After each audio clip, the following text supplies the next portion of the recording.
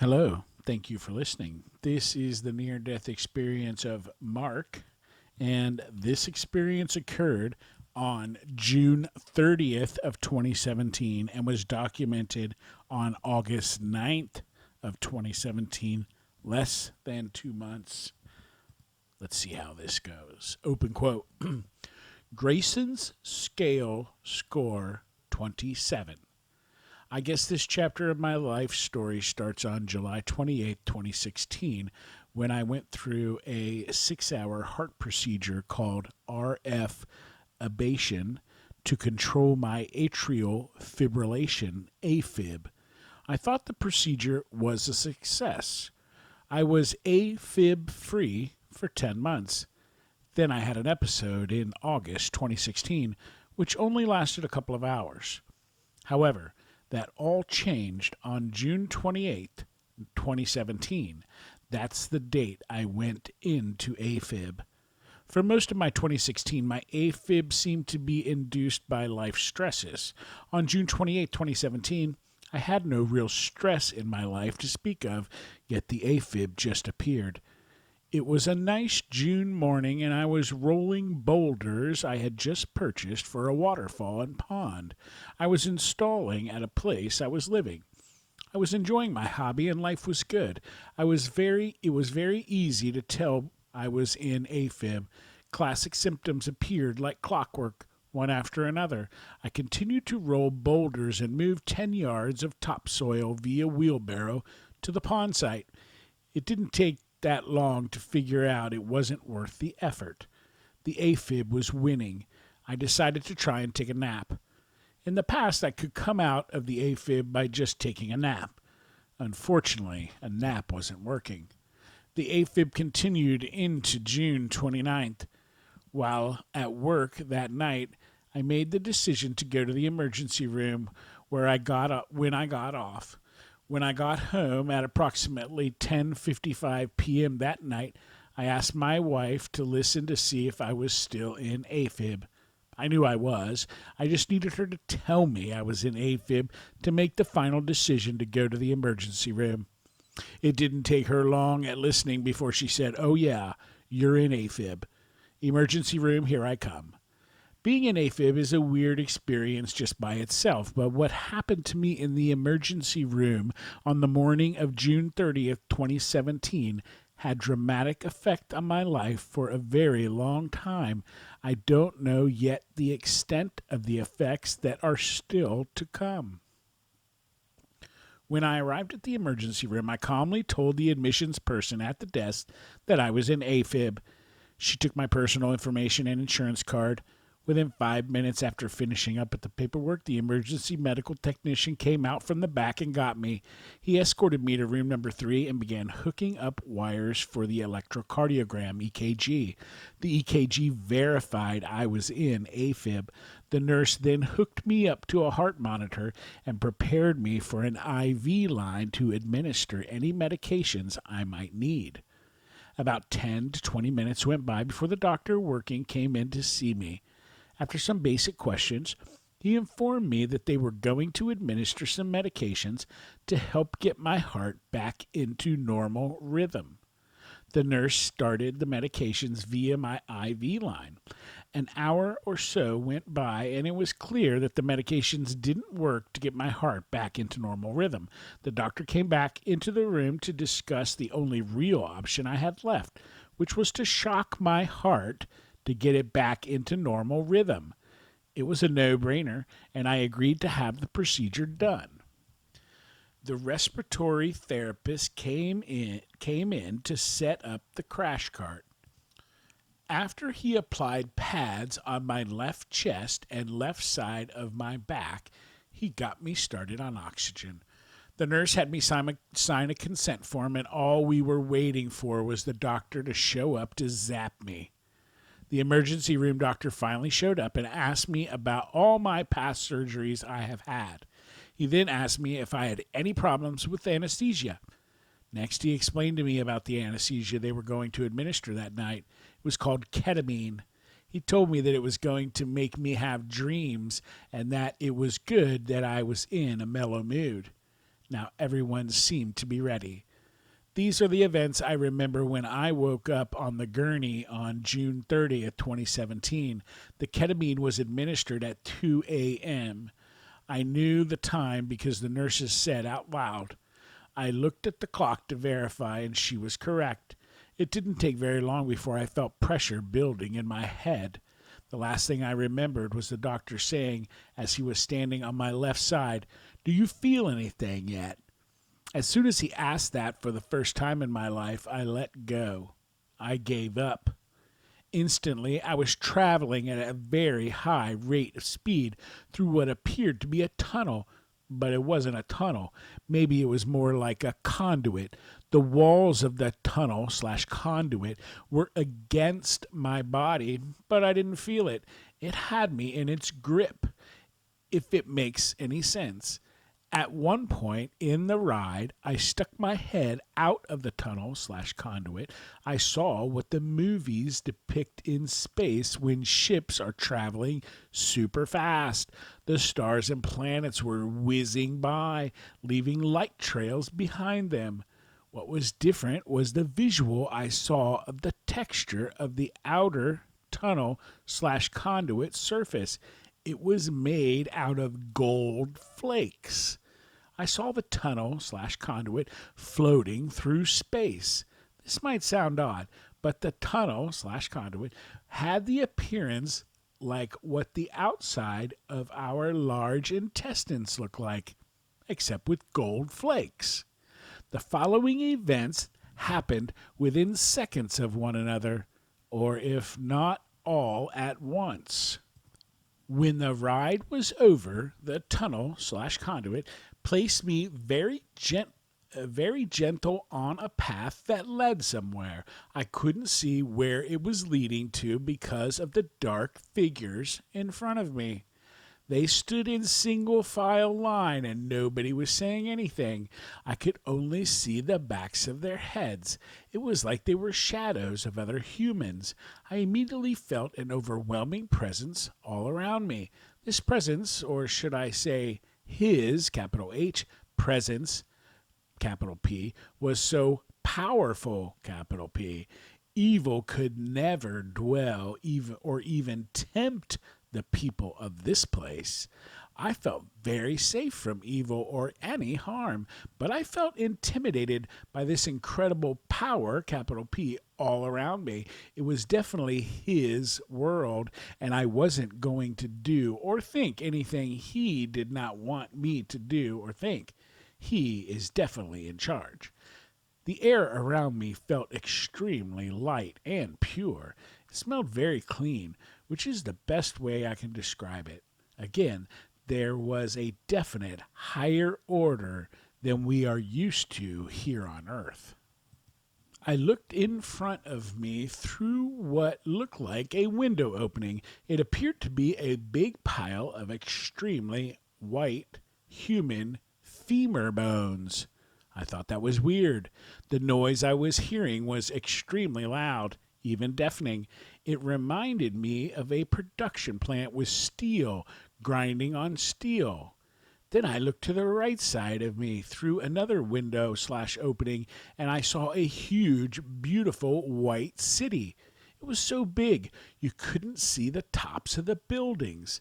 The base of each building was incredibly huge. There were no trees. The city was very, very clean and shiny. The city itself was actually the light. It was a soft light, but it was as bright as the sun, only with a different glow. I didn't see the sun or feel the heat of the sun. I then looked back through the window where I had seen the white bones in a pile. This time, the bones were stacked in a perfect pile. I don't understand the meaning of the two different piles. The first time I looked at the pile, it looked like somebody just threw the bones in a pile. The second time I looked at the pile, the bones and they were stacked in perfect order.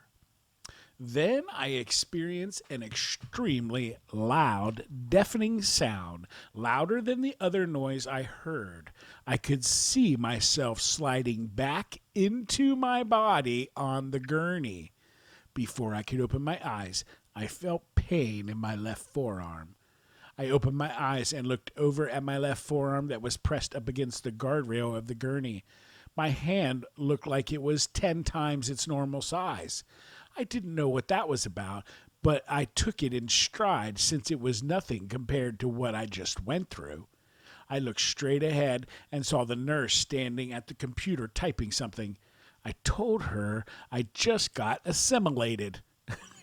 She responded with, "What?" Again, I said, "I just got assimilated." She said, "That's weird." I said it again, and she said that the respiratory therapist did say that my eyes were going back and forth at a real rapid pace and that I said "wow" a lot. She also shared that the doctor got me off the high gurney. She added, "A lot of people cry or whimper when they get shocked. You just grunted." She then told me that I was only out for 5 minutes. I immediately looked at the clock, and it was 9:35 a.m. Strange, I thought. I remember her saying she administered the ketamine at 2 a.m., and now it's 9:35. I was only out for 5 minutes. Later, her report said she administered the ketamine at 2:18 a.m. Something doesn't make sense. If I was only out for 5 minutes, where did everyone go? There was nobody in the room except the nurse. The lights were off in the room, and it looked like it was vacant for a while. Anyway, I waited another hour or so recovering before they finally discharged me. I don't believe the emergency room doctor ever came back and talked with me before my discharge.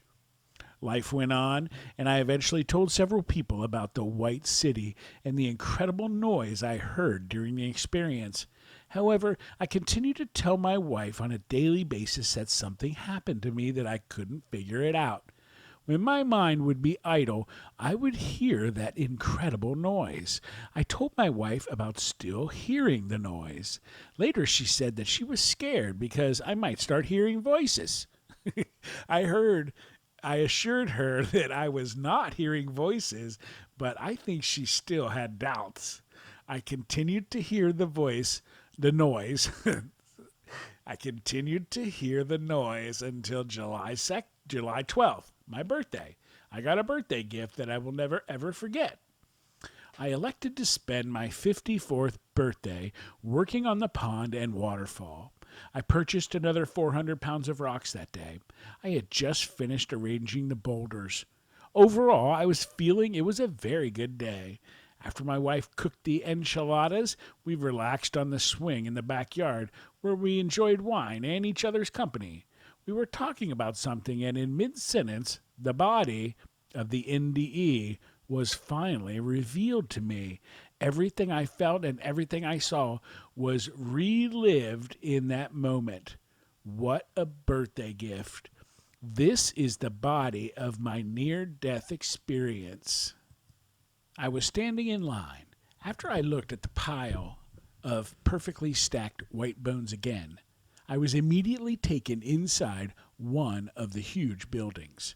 I was floating in an open room with an incredible, loud, buzzing sound that I could not only hear inside my mind, but also felt pushing against me.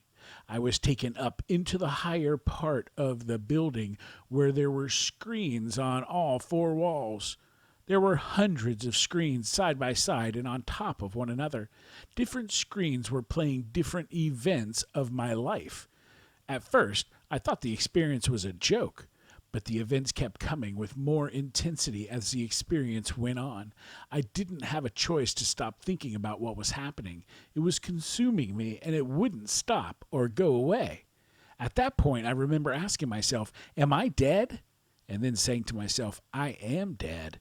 What a feeling I have never felt in my 54 years of life, knowing that I was actually dead. How many people can talk about that? I've never experienced anything like that in any dream ever. It wasn't a dream. Then, when I came back down to ground level, I saw a council of elders dressed in white and sitting at a long table. They didn't even look at me. It looked like they were discussing something of importance. Above them to the right were two beings that I didn't recognize. They had very loud and powerful voices, speaking with great authority. I didn't understand a word they said. It didn't seem to be a language from Earth. Then the visions seemed to be of future events because I didn't recognize the people or events that I was being shown. Again, these visions were coming one after another with more intensity. As they continued, when I was done in that room, I just all of a sudden appeared in another room. This time I was standing rather than floating, as I was in the other room prior. I will call this room the reality window room. A small window appeared above me on the wall of the room I was in. This window had a wheel on each corner of the window. There were 4 wheels altogether. The window was very small when it first appeared, but grew while the wheels were spinning and making a high-pitched noise. The window would grow rather quickly and then consume me. I would be inside the window of that reality. As soon as that window was done showing me things, another reality window appeared. It was growing and making that loud sound just like the previous window. Each window that appeared had different contents inside, but they all had the same theme. This was creation. When the window would absorb me, there would be nothing there. Within seconds, things grew, things were built, and things were created. They grew to enormous size. The power and intensity of each window was exhausting. Just imagine you were standing in the middle of New York City before New York City was built, and then New York City was created in 3 seconds from ground up right before your eyes. How loud and intense do you think that would have been? That's the intensity and power of each reality window I was consumed by. The windows wouldn't stop. They kept coming. That is why the first thing that came out of my mouth when I got back into my body on the gurney was, I just got assimilated. The content of each window filled my whole mind. I was forced to absorb each reality window. After what felt like forever, all caps, I do remember I just couldn't take it anymore. I was exhausted. I couldn't handle another reality window. I remember putting my head down before the next window had a chance to consume me. All of a sudden, an incredible noise filled my whole mind, and I saw myself sliding back into my body. It was like I was breaking a barrier coming back into this realm. The noise was very, very loud and very intense. Webster's definition of assimilate is to take into the mind and thoroughly understand, to absorb into the cultural tradition of a population or group to make similar. I now know that I was being shown the awesome power of creation. His power is the greatest power in the universe. Now, what do I do with that knowledge? It is one thing to be told about it, but to actually experience it brings me to a whole different level. How can anything in this world compare to what I have experienced? Thinking of this experience is very exhausting and very humbling. I had no idea what he was showing me in the reality windows because I never saw any of the images before. In the early morning of July 17, 2017, 5 days after my birthday, I had a rather disturbing dream. It was just a dream this time. Although I can't remember the body of the dream, I do remember the last thing I was told. I was told to remember the 4th dimension. So I Googled the 4th dimension. I had never looked into or studied anything on the different dimensions before, so I didn't know what to expect. So I read several articles on the subject and found it interesting, but nothing really stood out as the answer I was looking for. Then I clicked on images. There it was. I saw similar images to what I saw in the reality windows. I then Googled each of the 5th through 12th dimensions and clicked on images for each. These were very similar images as to what I had to absorb, except in my experience, they were bigger, louder, and more of them. Instead of calling them reality windows, now call them dimension windows. I didn't go to them. Each dimension window came and absorbed me. I have now read many articles about near death experiences. Many people claim they have special powers after their experiences. As I finish writing this on August 4th, 2017, none have been revealed to me thus far. However, I was told on the night of July 30th, a month after my near death experience, to represent what I saw. Not sure what that means at this point, but pretty confident I'll be shown someday. I was also told that he is the mighty one of all caps dimensions. That revelation I've never heard before. It makes me feel rather small. End quotes. Wow, Mark, that experience was intense from the very beginning. And I mean, I'm talking about the tunnel and poking your head out, maybe becoming curious. And then with the noises and the windows and nothing stopping maybe the life events, life review, how intense that was for you, and all of the other things just happening on and on and on. Amazing. And you're sitting there in the outdoors near your newly done pond with all those rocks and stuff, and all this comes to you. Amazing. Simply amazing. There aren't too many questions. Question what light, and I mean, maybe you really can have this. Less than 2 months ago this happened to him, and then he's getting shocked, and then he's back out creating his pond, and then he's sitting down, and it all comes to him. What life changes occurred in your life after your experience? Answer: large changes. Just the way I look at everything now, the way I look at my marriage, job, people, etc. How can I be the same person? I'm still learning what happened to me that night. Question: have your relationships specifically changed because of your experience? Answer: yes, I'm doing everything I can to save my marriage.